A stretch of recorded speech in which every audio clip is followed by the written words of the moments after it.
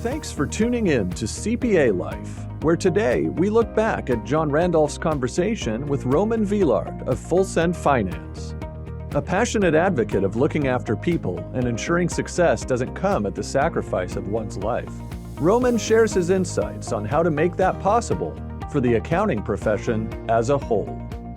Welcome to CPA Life Rewind. Hey, everybody. Thank you for joining us for another episode of the CPA Life podcast. It's the podcast where we really spend time connecting with leaders and industry pros who are working tirelessly to build a more people-centric profession, a place where people no longer have to sacrifice their life and their family at the altar of their jobs to build a thriving, successful career. And today, we're going to spend some time talking about something that I know I'm passionate about and something I know that our guest is pretty passionate about. We're going to spend some time talking about things that we need to look at that we're doing right, things that we could be doing better surrounding culture and attracting other talent into the profession. Today, I'm talking to Roman Villard. Roman, how are you doing? I'm great, man. I love the focus on life here. I'm excited about this conversation. Thanks so much for having me.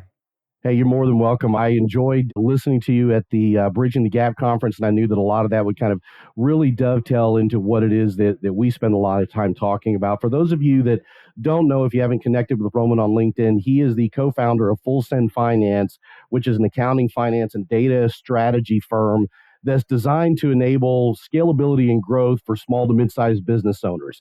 Did I get that close to right? Yeah, I'd say that's a pretty accurate overview of where we're at today. You know, a lot of details in between, but yeah, well done. That's a 30,000 foot view, right? Right. the really high views. So one of the things that obviously I want to dig into is the Full Send story, your story, need to understand the name of the company, where it came from. But before we kind of get into all of that, usually one of the things we spend a few minutes doing at this part of the show is really hearing about your story, where you've come from, and how you've moved through your career to get to where you are today. So tell us a little bit about how it all started. Gosh, where should I start? I'm going to go back to my college days, where I was a finance major until my senior year in college.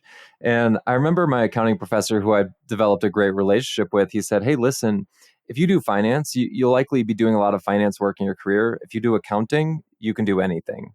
And it just struck me in that moment, like I need to have this as part of my foundational knowledge for success in business. I didn't know where that would take me or how it would end up, but I ended up changing to a double major of accounting and finance and ended up going the public accounting route for about 8 years, and then have spent some time in various capacities across 4 total firms before launching Full Send about 2.5 years ago. So it's been kind of a journey through traditional public accounting to kind of where you are today. And I'm sure along the way, there was a few late night discussion because if I recall right, your background is on the audit side of public accounting, right? Oh yeah, a lot of late night discussions about auditing for sure. And probably a lot of late night discussions of, man, there has got to be a better way.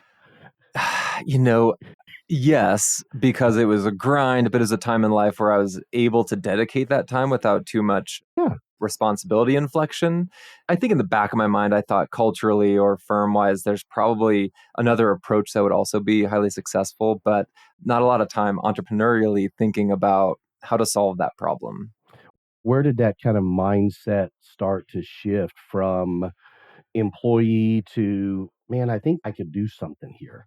Yeah, I think it maybe started to shift the more and more I started working with small businesses and how a small business operates relative to how the majority of accounting firms and large firms operate, and just trying to seeing the dissonance between what small businesses were doing and how successful they were being by leading with culture, by leading with team, relative to maybe a staggeringly different approach that firms were taking on more of the billable hour, realization, utilization side of things that wasn't as conducive to culture. And so along that process, you kind of look back and said, there's some opportunity here. There's some gaps between where we are and where I think we could be. So, I mean, you worked for a firm I'm a little bit familiar with, Embark, and Embark's kind of got a mindset that is, more consulting, more advisory. And even though they're a larger firm today, the culture that they started with, and I can't speak to where it is today, was really a culture that was built to kind of turned the accounting world on its head, so to speak. 100%. When I was coming out of, I was at Crowe Horwath at the time, top 10 firm, really large national firm, just looking at the culture, the branding, the way in which that Embark displayed themselves in the market was really attractive. It was really unique. It was so different. It was people forward and, all these kind of bells and whistles that folks would associate with a great culture. And it was really attractive. And so I just kind of applied there. I had a pre-existing relationship with somebody who I'd worked with at a past firm. They kind of got me in the door and I applied for a consultant role there. And when I met with the CEO and the woman who was going to be leading the Denver office, they said, "Have you ever thought about business development?" And that had never crossed my mind, but it was an opportunity to kind of step into a different career and a different role within a firm. And yeah, man, they gave me an opportunity. It was a really unique place to work. So I'm assuming that probably was a little bit more of a driver and impetus to let you see not only the number side of the business, but also the business development side of a business, and give you a little bit more comfort of, if I took this step, maybe I can make it work. So where did the desire in there come along to finally take the step of entrepreneurialism, being a small to mid-sized business owner yourself? Where did Yeah. that kind of switch get flipped? Yeah. So it's funny when I took that business development, that sales role, if I look at it with hindsight, I'm like, that was a great decision to make. But at the time I was like, I have no idea how this is going to go. I've never sold anything. I don't know how to sell. It's really intimidating. I'd accepted a $0 base salary. Like it was kind of nuts. And so I learned a lot through that role and then carried on a lot of sales expertise into my following role. But the impetus for launching something didn't come until the last firm that I worked at. I'd left the firm and realized there's a lot of opportunity here just from a demand perspective. And I was in a position where the firm that I was at was going up market. And so a lot of the deals and opportunities with prospects that were too small for what I was prospecting, I would send that out to other firms. And this was, 2021, 2022. And I felt like these firms were either at capacity and they didn't have any way to take on new clients, or I didn't think they were that good. And so after I had left that firm, I was like, okay, I think there's an opportunity here. And then commenced about a month-long discussion with my wife about, is this the right move to make for me, for our family? A lot of consideration there. So what was your wife's initial reaction with walking in the door going, "Hey honey, I've got this idea." Yeah, it's funny. So I come from a family of entrepreneurs. My father has run businesses for the last 30 years. And my wife's at one point had mentioned something to the effect of like, "Oh, I always knew you would do that." I was like, "How did you know that?" Because I didn't even know I was planning on doing this until yesterday. But no, highly receptive, very confidence driving, very supportive. Although we had to make sure early on that we were in a place to be able to accept the ebbs and flows that come with business ownership and the Yeah. financial stress that places on a family. And so, we were very, I don't know, tactical about how to step into that and put very firm lines in the sand of, if this happens, then I'll go back and get a job. If this happens, then this is kind of how we'll navigate. And so it was a journey. Yeah, I think so many times people don't think about the work that goes into laying the foundation of, it's kind of like bowling. Let's put the guardrails on. We know what we've got to do. There's a plan in place. Now let's go execute. And we'll deal with the exception when it arises, but we've got to have rules in place. So I'm assuming that was a process and not a real quick snap decision. Let's do this. 100%. I mean, it was a full month of dialogue of what are the right lines that we need to draw? How do we need to ensure that our family is taken care of? At that point in time, we had a 1-year-old son. Come to find out, we would have two, and then just so many things happening at once. And so Yeah. it was first priority to make sure that everybody in my family unit was on board with that. And so that was a month-long discussion before finally pulling the trigger and on June 3rd of 2022, incorporating a new business. It's interesting, Roman, because I had a conversation about 6 months ago with a young man that reached out, was at a senior manager level with a public accounting firm, and was kicking around the concept and the thought of starting his own firm. And he Yeah. was 31, 32, 33, somewhere in there. And he thought it was perplexing that my very first question that I asked him, and I knew he was married because we had had some conversations over the years. First question I asked him was, what does your wife think about this? Yeah. He kind of paused for a minute and said, well, I mean, we've talked about it and I think she's on board, but why do you ask that? And I said, because when she married you, they'd been married for 9 years. I said, when she married you 9 years ago, she didn't marry an entrepreneur. She didn't marry a business owner. Yeah. She married a guy that worked for a public accounting firm that had a steady job and a steady paycheck. This leap that you're getting ready to make, there's a lot of ramifications to that. And you both need to be on the same page. And maybe that was the marriage mentor in me that was speaking, or, doing it incorrectly myself a couple of times in life. But Yeah. either way, that's a critical thing. So I applaud you for doing that. That had to have been a tough conversation. When I say tough, I don't mean hard as in I don't know what she's going to think, but just the risk and the scariness of we're stepping away from this net. Right. Right. You're spot on. I think taking all those considerations into conversation with family is so critical. The challenge there is that it's just unknown. You Hmm. don't know what direction it's going to take.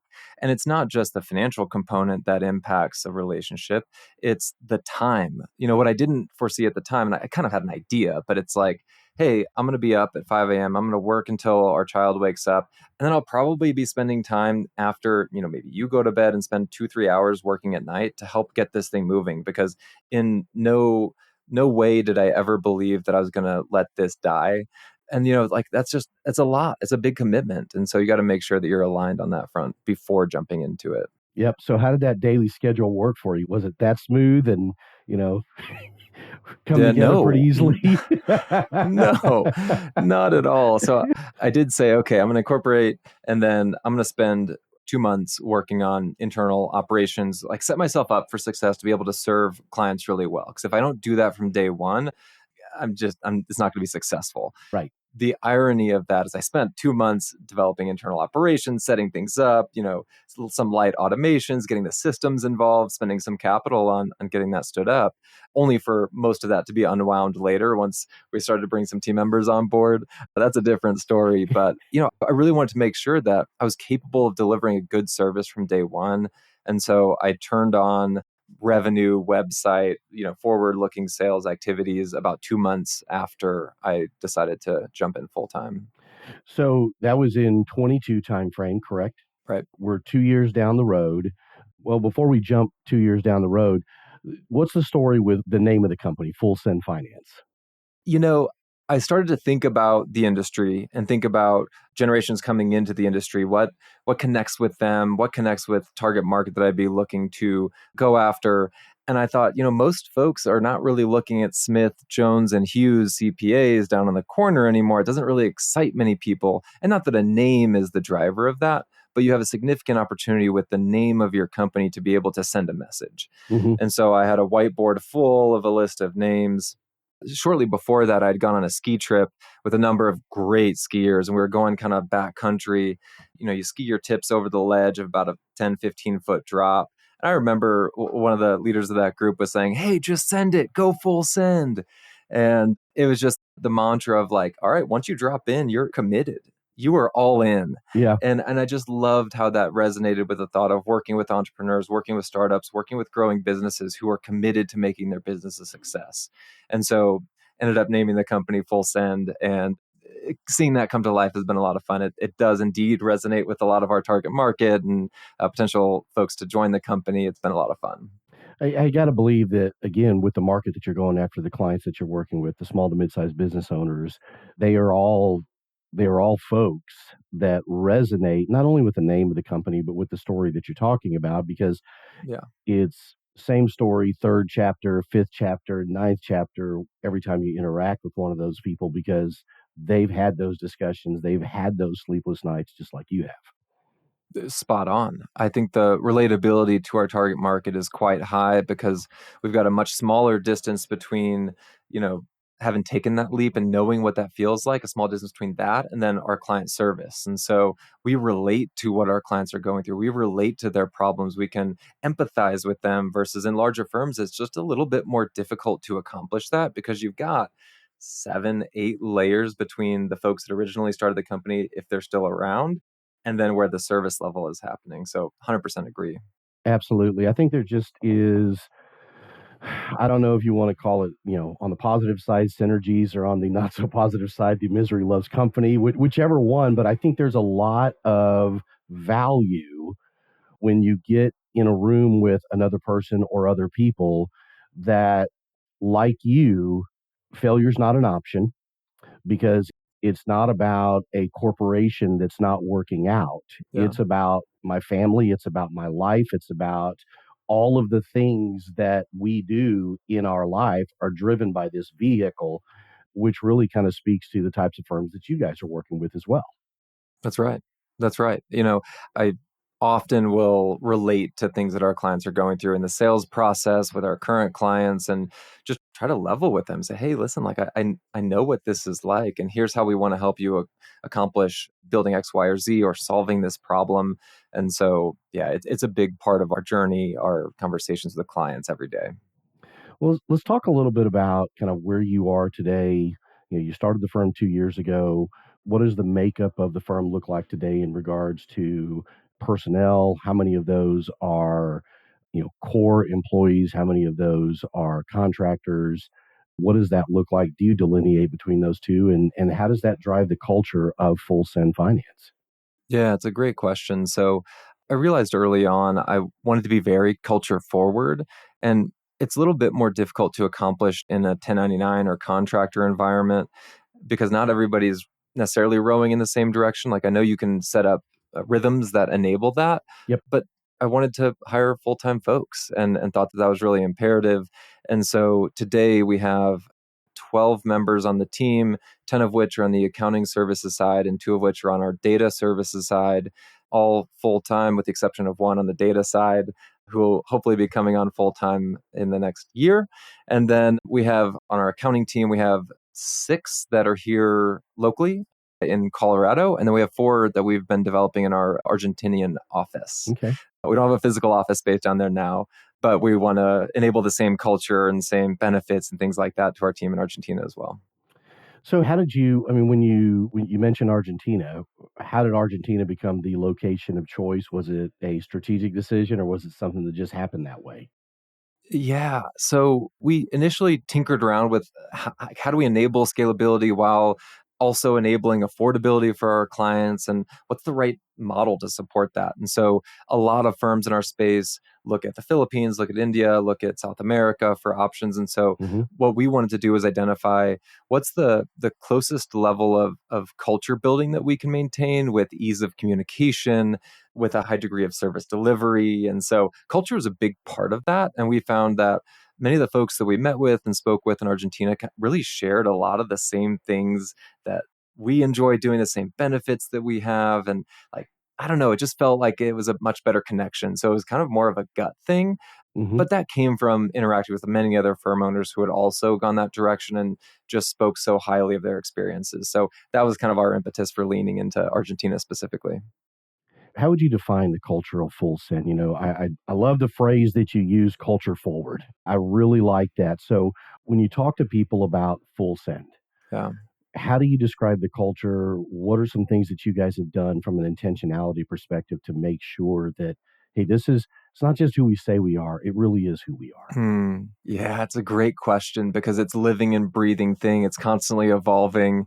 That said, we want to enable an environment where our team can drive success in their personal lives, yet also see success and grow professionally. And so, to the extent possible, we want folks to lean into the things that are full send for them. So, it's an interview question that we have. Hey, what's your full send?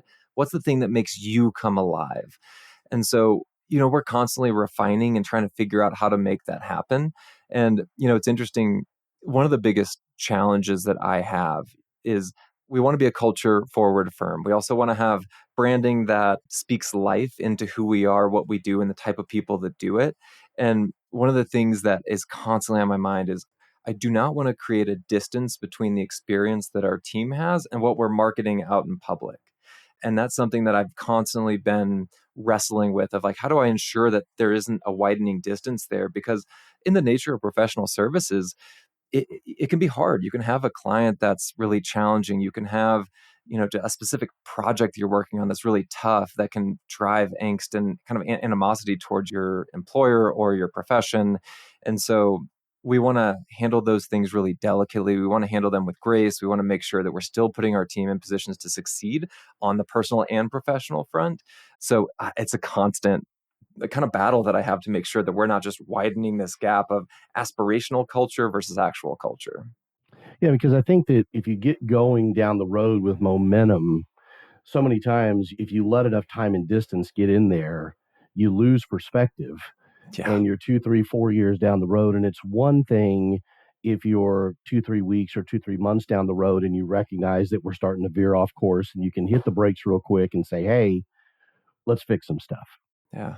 It's a whole other thing to be 4 years down the road, look up and go, man, we are way off course. And at that point, you can't really hit the brakes because you got a machine that's moving. So you got to figure out how to change Yeah. the tires as you're going down the road 65 miles an hour, which isn't an easy thing to do. So, I mean, what are some things that you've done as a firm leader to ensure that, your thumb is on the pulse of the business as you've gone from 0 to 12 FTEs in 2 years? Yeah.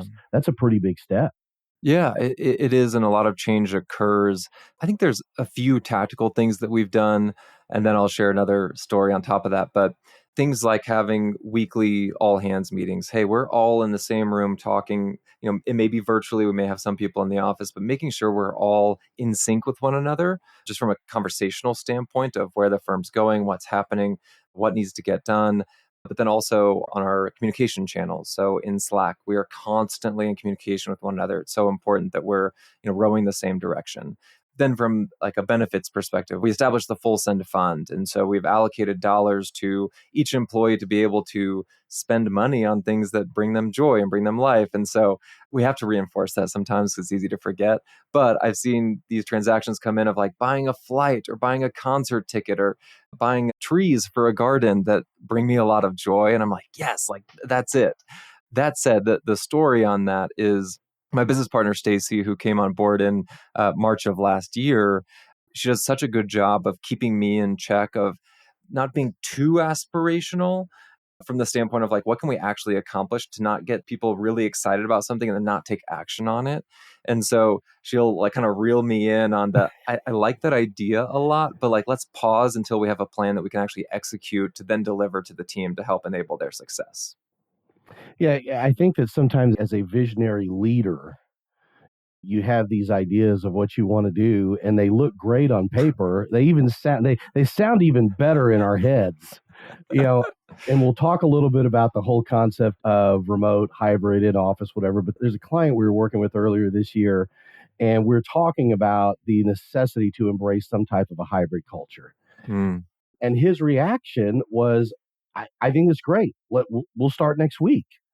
And I had to say, hey, pump the brakes because you don't have systems in place. You don't have processes in place. You don't have technology completely, totally in place. You have no idea how you're going to measure productivity. And mm, what's going to happen is somewhere in this process, people are going to slack off. yeah, It's human nature. And when you don't see productivity levels at where you want to be, your reaction is going to be back in the office. Everyone yeah. back in the office. Now you've Mm, taken something away that they weren't fighting for. They wanted, but they weren't fighting for. Now you've taken it away. Now you're going to have to deal with turnover. So I mm, think sometimes it's important to have that person like Stacy in our lives, or like I have in my company, where it's the person that says, hey, let's take a step back. yeah. Let's figure out how we put this in place. Talk to me about the geography of your team. You mentioned that you've got a large part of your group that's there in Colorado. Are you guys in office full time? Are you hybrid? Do you look at each individual situation and make it work for that person? How do you structure that? Because it's one of the biggest challenges that I still talk to firm owners about constantly. It's one of the questions that we get a lot of times on the podcast from people is, hey, how does somebody make this work from a culture perspective? Yeah, it's interesting because all of our employees locally are within 25 minutes to our Boulder office. So we do have a local office. I think it's tremendously important to have a physical space where you can gather, where you can share ideas, you can whiteboard, you can break bread together. I believe that is so instrumentally important to developing a culture that I couldn't envision an environment without it. Hmm. That said, I've seen a lot of firms deploy a really great remote strategy and stay connected with their teams really well. I just like having the in-person nature of work accessible. That said, we don't have any like mandated days or times in the office. The team will come in, in a schedule that, really meets their needs and their desires and how they work. And so I suspect I would probably like it a lot more than our team would like it because, as our director of accounting has eloquently mentioned, at times I don't actually get any work done when I'm in the office because you're distracting me. And that's on me. That's my problem. Yeah. And I recognize that. And so I'm trying to do better, but I get it. I understand. Hmm. But the ability to gather is really important.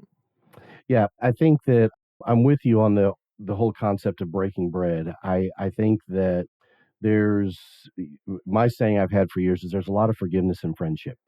Hmm, And that doesn't mean that the people you work with are going to be your best friends, right. but the more you hang out with people, the more that you have that again, a term that I throw around a lot, that hanging around time, breaking bread together. You learn to look at the person's heart. You learn to give a little bit more grace Yeah. in an entire situation that you may be dealing with day in and day out. So in the culture that you have right now, it sounds like you've got people that may be in the office 2, 3 days a week, and some people may be in the office 1 day a week. Somebody may be in the office 5 days a week, depending on what's going on with their schedule, what's going on at home. Is that something that causes any issues with the team, or is it pretty flexible that everybody makes their schedule and other people's schedule work together? It's worked well, just allowing team members to work in the environment and the place that is most suited for their schedule. That said, I do believe it's really important to gather, but when you have an established trust with your team, it doesn't really matter where the work is happening from. And so I believe that's something we've been able to do really well early on, is have that type of trusting relationship where we're not sitting there, big brother overlooking the shoulder type, are you getting your time in type thing. Now, of course, there are things that, need to be done and actions that need to be taken. However, I believe that trust is a core consideration of being able to execute that type of strategy. Another element that I think is important to note that I heard from Intuit's chief commercial officer, he mentioned something to the effect of winners keep score. And when I heard that, I was like, wait a second, hold on. Like that just feels kind of ick. But then when he elaborated on it, he said, have you watched a basketball game where they don't keep score? Like, yeah. Have you watched a game where they do keep score? Well, yeah. It's like, well, when they're not keeping score, they're just playing. They're just having fun. When they're keeping score, they're working together. They're working against a clock or another opposing factor or team. And so there's a lot more collaboration and teamwork that comes when you're keeping score. And so that's one thing that we're kind of working on developing internally, is how do we ensure that we're keeping the right score and we're making sure that the team feels like they're contributing in a manner that makes sense for the role, that we're able to measure that and then drive that professional success through keeping score more intentionally. So I think that's probably another element of remote work that's really important to develop a collaborative team culture. Yeah, and I think that, when you look at that whole keep and score concept, it's understanding also that we may have a baseline for what we're going to score, but there may be pieces of what we're tracking score wise that are unique and different Hmm. or important to each individual person. Because this guy may be great at scoring, this guy may be great at delivering assists, Mm-hmm. so that the guy that scores can score. Yeah. Let's don't hold this guy that's a great assist guy accountable to the scoring numbers that this guy wants to aspire to, because he's probably never going to hit it. And if we make him focus on that, he's probably going to leave. Yeah. Yeah. And then you've got rebounds and turnovers, and you got Caitlin Clark just jamming 3 pointers from, half court. Yeah. And it's like, how do you balance all of that? And I think to your point, it's all in the intentionality of how you attribute that to individual success. Yep. One of the things that I've told my team for years is that the crazy job of me sitting in the chair that I sit in is I've got to create an environment and a culture that is consistent enough across the organization that we can all move forward. Hmm. But it's also crazy enough and whacked out enough that you believe that this environment is built strictly for you. And when you've got a team of 4, 8, or in your case, 12 people, you start to have to be able to have enough differences in there that each individual person is motivated to deliver and score, if you will, or at least keep track of the things that are critical to them, that motivate them, that drive them, that keep them pushing forward on a daily, weekly, monthly, annual basis. When you look at the makeup of your team, and when you look at the makeup of most firms that are growing organically, that are moving forward consistently, you've got teams and organizations that are made up of younger generation. When I say younger generation, I'm not talking necessarily, Gen X, Gen Y, millennial. I'm just talking they're younger.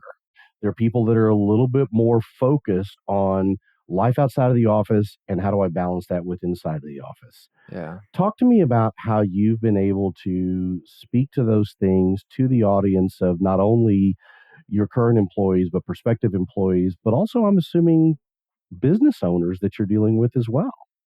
Yeah, I think there's two major components that go into messaging as it relates to just generational differences in the accounting sector. One, I think, is brand. We hit a little bit on this in the Full Send story and why brand is important to us. I believe when you're able to put forward a brand and, a website, colors, like all these things that make a brand narrative, when you put forward something that resonates and that just looks and feels different and it feels positive. It feels culture forward. It feels just different, especially in a sector like accounting. I feel like that's a really good entry point for younger generations to latch onto. Mm-hmm. The other side that I think is likely more important to some degree, but it's the technology you use. It's how have you articulated a tech stack to enable high degrees of transparency, visibility into the work that's getting done, communication amongst teams, and making sure that everybody has access to the information they need. Because if you think about generations that are coming up in the last 25, maybe 30 years, the access to information is instant. Yep. You just hop on your phone and you Google something and there's the data that you need. Unlike most traditional accounting firms, it might be really hard to get that information. It's not all centralized. And so when somebody goes into an environment where they don't have that same level of access to information, it's really polarizing, where in your personal life, you can get that instantaneously, but in work, it just feels like a really sticky process. Yeah. And so I think that's a really big component to bringing in next generation, bring in younger folks that expect that from their employers. It's a unique challenge, and I'll talk to firm owners a lot that are, later in their career, close to my age. And one of the things that I'll try to get them to understand is kind of what you're talking about, that the target audience they're going after is gathering data instantaneously and speaking to it in terms that hopefully they'll get. What I always tell them is, I tell them, look, you could have a 13-inch tube TV sitting in your bedroom, and there's a 75-inch, 4K TV, ultra high definition in your living room. The movie you're watching, it's the same movie. The movie's the same. But how you're consuming that movie and the feeling that it gives you and the emotions that it elicits and the things that it does to you visually and audibly are completely different. Mm-hmm. The movie itself is the same. And we're dealing with 1, 2, 3 generations in the workforce today that they don't want to watch that movie on a 13-inch black and white TV that I got to get up and walk and, turn and change a channel on. They don't. Yeah. And firm owners that get that, I think, are winning a little bit more in the talent game. Like you're talking about, I mean, the fact that, what's the population of Boulder? Oh, I have no idea. It ebbs and flows with CU, whether or not they're in school or not, but I don't know what the numbers are. So you're in a college town. You're not in a major metropolitan area, Denver, Colorado, but you're able to attract talent into your organization. In 2 years, adding 10 people. We've got clients that can't add 2 people a year because of the difference in what they're selling from a culture standpoint. Do you find that when you engage with people that have looked into your firm, that there's a little bit more excitement about who you are, what you do, how you do it, because of what they've been able to pull from your website or your presence on LinkedIn? And do you think that's a big difference in how you go about winning that game? 1000%. So we've had more opportunities of potential recruits than we have had potential clients, just by nature of people reaching out to our firm cold. And that's through our website, that's through LinkedIn. And it's interesting, the senior managers from Big Four reaching out. There's staff level associates who are engaging in podcasts and different media types and learning about their industry that wasn't necessarily accessible for firms 10 years ago. Mm-hmm. And so we've seen these folks reach out, and it's great when we have a specific rec out. However, we're not always in a position to hire folks in specific states, or, there's various reasons why we wouldn't be hiring. But just to have that pipeline, to know that it's resonating with our core recruit audience, I think is important and is testament to the time and effort that it takes to build a brand, to be present on social, to be very active and consistent. It pays dividends on the recruitment side. And the beauty of it too is it also relates to clients as well. And so it's a bi-directional strategy when you think about that content creation. So if you were talking to an audience of small to mid-sized firm owners, Mm-hmm. and they said, "Hey, Roman, 2 or 3 things, what would you suggest that we do as an organization today? Our biggest challenge is staff, Mm. acquiring and retaining. Yeah. What are 2 or 3 things that we can do today, right now, that could impact us in the next 3 to 6 months? The flow of people coming in to at least consider being a part of our organization and then holding on to the people that we do have." That's a good question. What are 2 or 3 things? So I would start by looking at brand. I would start by looking at your brand narrative. I would start by looking at things as simple as a logo. I kid you not, whenever I'm looking for services and I'm looking for a product, that's something that I will notice first. And also, the biggest brand marketers in the world, the biggest companies in the world, understand how important brand is. Yet that hasn't really translated down to the accounting segment. And they just kind of rest on their laurels and what's worked for the last 50 years. And I believe that when you start to refresh that in a more modern, more digestible approach that works seamlessly when somebody engages with the website and clearly understands your positioning, understands the problems that you solve, the type of people that you hire, that really helps prospective recruits put themselves in those shoes. Oh, these are the type of clients you work with. This is the type of team that I'd be working alongside. Here's the type of service you provide and potential upside opportunity for me at the firm because you guys do X, Y, or Z. By having a cohesive brand narrative and a really attractive and easy to use website, it enables a lot more of that connectivity to the recruit coming onto the page. So I think I'd focus there first. 2, I would probably start looking at compensation. I'd look at the benefit package. I'd look at the total salary relative to where the industry is at as a whole. Because as you well know, it's getting more competitive. It's Mm-hmm. getting more demanding. And when you come in at a lower position relative to your peers, you're just not going to get eyeballs. You're not going to get looks on that front. So take a hard look at that. And then identify unique ways to support your team, whether that's through things like a full send fund or, team events or ways that you can incorporate people into your rhythms. I think that is something that has really connected with our audiences and has helped us a lot. But I think that's a very personal thing. It's very unique to you. And I think you just need to get a little bit creative about it. Yeah, I think if people think outside of the box, for lack of a better way to put it, without sounding cliche, I think that we've just gotten to a point in the marketplace today where if you try to do the same old thing the same old way, you're going to get the same old results. And being able to think outside of that box gives people the opportunity. And the beautiful thing about it is that we're not talking about 180 degrees different of what you're doing today. A lot of it is a twist of the dial here, a pull of the lever there, Mm-hmm. and some drastic change can occur when it comes to holding on to your people or getting a better flow of people in the front door to consider your firm as an option. You've obviously done a lot of things right to get you on the track that you're on right now. If there are people out there that are looking to explore better career options, which may include starting your own firm or just finding out more about career options at firms like yours, what's the best way to reach you? What's the best way to get a hold of you and get some direction or advice, connect with you from that standpoint? Or if they're a firm owner that is looking at, hey, how can we do things a little bit more effectively or efficiently? Yeah. I probably spend too much time doing this, but I love spending time with young folks entering the profession, love spending time with young aspirational firm owners that are just trying to take that next step in their career. And so I will take a meeting just to help support and make connections and help people feel like they've got, one step further down the path of doing whatever it is that will bring them joy, whether that's with us or with anybody else. So LinkedIn is usually the best place to find me. Easy to find, Roman Villard, CPA. Yeah, send a note. You could also reach out to us via email at howdy@fullsendfinance.com.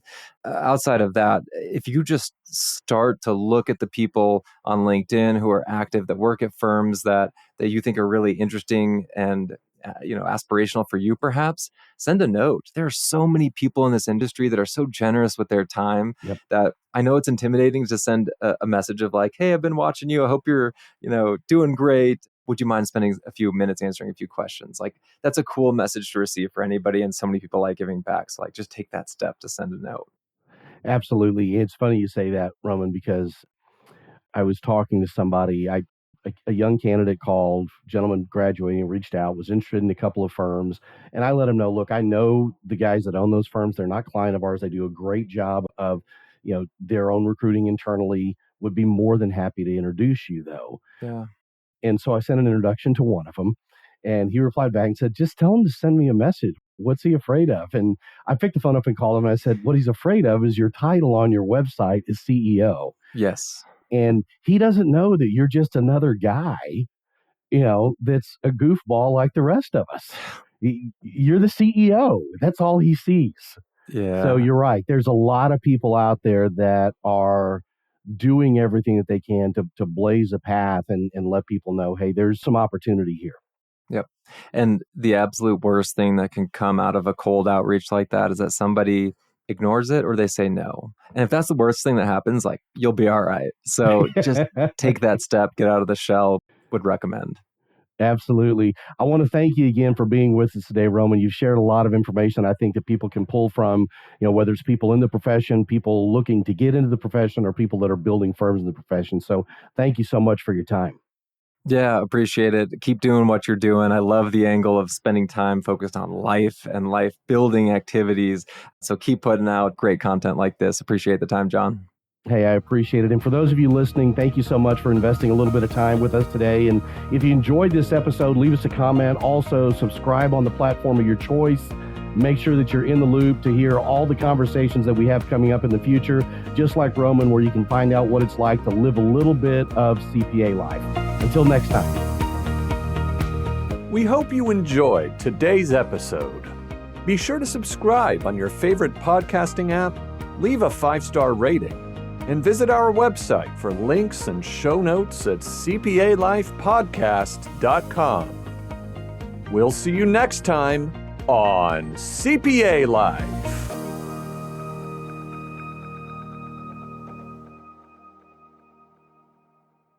ProfessionalProductions.net